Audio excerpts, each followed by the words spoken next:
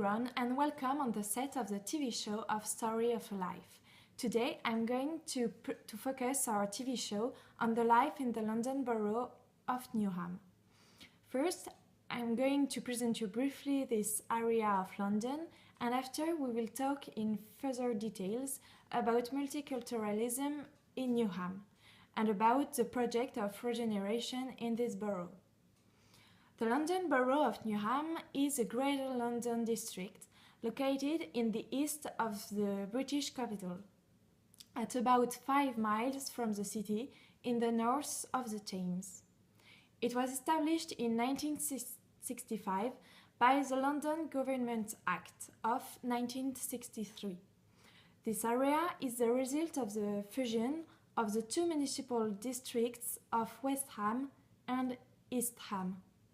Therefore, it incorporates officially Greater London after this fusion. Newham is the most populous district of Inner London with about 308,000 inhabitants. This borough has a low average in all indicators of wealth, health, and employment. For example, Newham has the highest unemployment rate in London. Moreover, the population of Newham is unique for several reasons. Newham is registered as the district with the most diverse population in the country. Our special envoy is going to tell us more in details about the multiculturalism. Hi, I'm here in the heart of Newham in the Queen's Market, which is one of London's most famous and diverse markets and one of its cheapest. Here you can see people from West Africa, from the Caribbean or from India.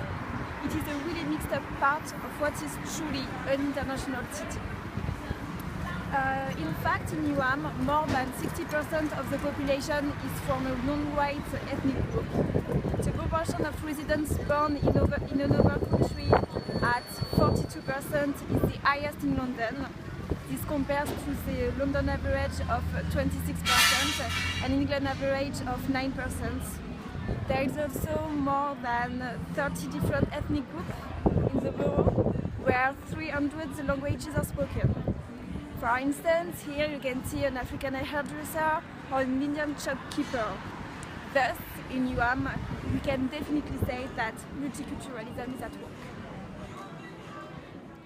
But can we say that the local population feels that the multiculturalism is at work? To answer this question, we interviewed a wigmaker for Africa. Me, I'm from Pakistan. Okay. Do you live in Newham? No, I don't live in Newham. I used to live in Newham long back, about 6 years ago. Okay. But now I live in. And did you live here because you work here, or? Yeah. Yeah. Because I used to work here, that's why it was close to my house. That's why I used to live here. Okay. Do you have friends for different parts of the world? Yeah, definitely. Yes. I have from Brazil, from Portugal. I have from India, and some Arabs. Okay. And do you feel tensions between the different ethnic groups here? No, not at all. Okay, No. it's really cool. It's nice to meet people from different places, from different ethics, because you know different things about different people. Yeah, different cultures, different traditions, food and everything. So it's nice. Yeah. Yeah. So you think that multiculturalism is at work? Obviously, yeah. Yeah. Definitely. Okay. Yeah. Thank It's you very important much. to add that this is the poor face of the immigration in the global city. The US nationals and also the French and Australian nationals are settling in priority in the west of the capital. Social insecurity is particularly important in Newham. It covers employment, income and housing. We are currently in contact with the same special envoy that is going to answer to our questions. Can you give us some figures about incomes in Newham? The incomes are definitely low in Newham. In 2011, for instance, the average gross annual wage was £27,000 against £34,000 in central London. Furthermore, from 2008 to 2011, more than a quarter of local workers were paid less than the living wage. In fact, Newham has the higher proportion of low-paid workers in London, about 30%. This is 3 times more than Richmond, Kensington and Chelsea, with 9% each. Why overcrowding is more important in Newham than in the rest of London? Whereas we know that since 2000, real estate prices have been significantly increasing in London. This problem of overcrowding is compounded by a proportion of households in the district higher than the London average. Moreover, the population is also poorer and social housing are more and more few and far between. For instance, 36,000 households are currently placed in a waiting list.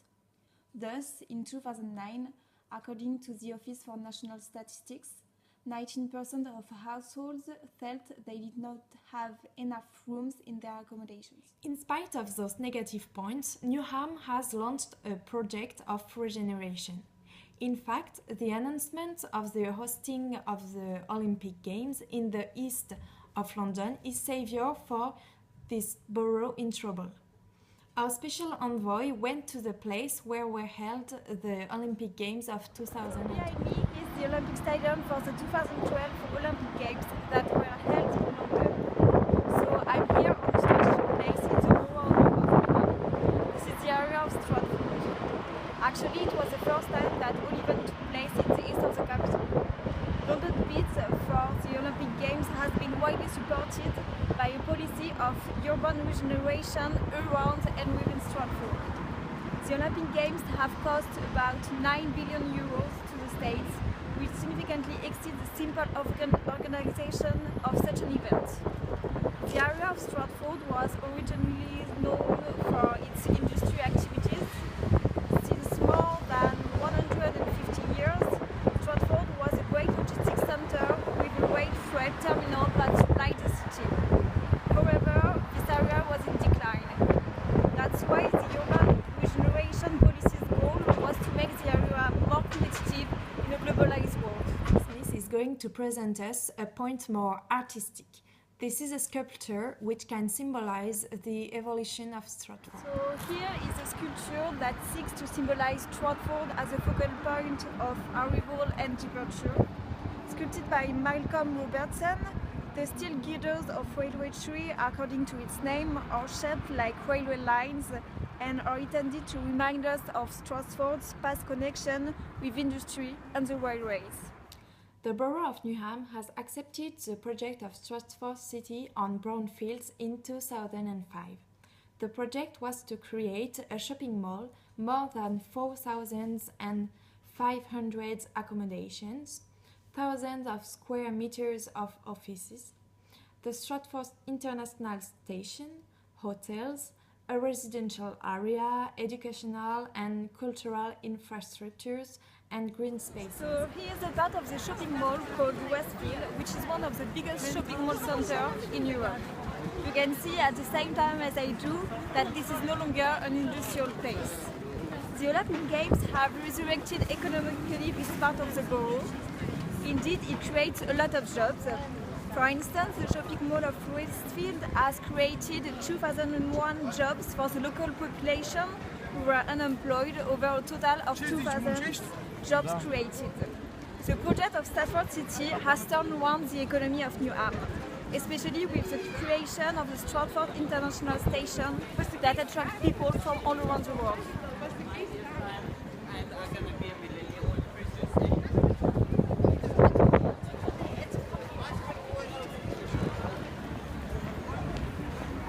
But those new accommodations created a social segregation in Newham.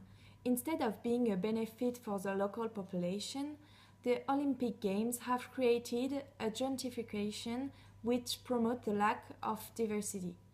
The lower classes are pushed to the outlying districts and underserved. I just talked to the director of the museum Get Living London, and he told me that this project has also a negative impact on the borough. Indeed, the accommodations that were created tend to host wealthy households. Thus, the local population is evicted of this area and is marginalized. This is what it's called the Donut effect. By 2030, we fully expect Newham to be recognized across Europe as a prosperous and forward-looking borough, synonymous with health, opportunity, and sustainable employment. The borough will have a strong and innovative local economy, which is focused on modern low-carbon industries, including high-quality retail and leisure. Most importantly, Newham will be a net contributor to London's economy, with its residents enjoying the same standard of living as other Londoners. And don't forget to come in Newham for the Rugby World Cup in 2015.